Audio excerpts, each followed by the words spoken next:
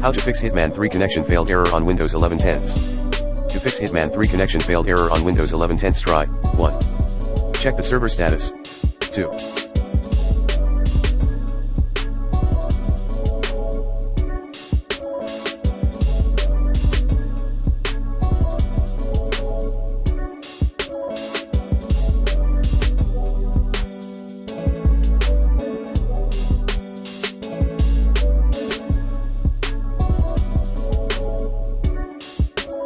Restart your router. 3.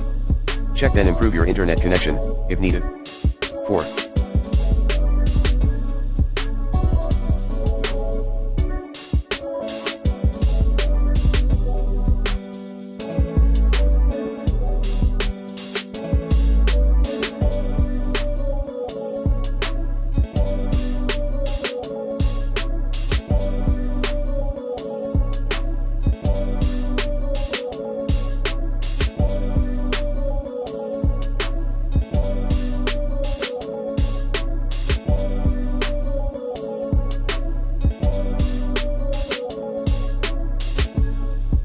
Allow Hitman 3 to get through your firewall and / or antivirus software, like this.